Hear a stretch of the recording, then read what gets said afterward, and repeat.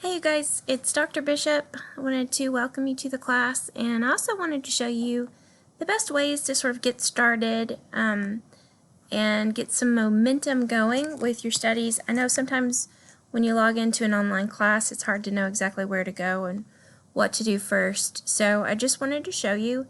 You want to go ahead and click on this Getting Started button, which will give you 4 short screens of information. This is my contact information. This is how the course works. And after you've read through all of that, come up here to the Content tab and click on it, which will take you to the table of contents.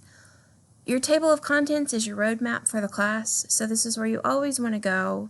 Always start with the table of contents. Please do not navigate by going to the calendar or to quizzes or to assignments, because it's very, very important that you work through the class in order.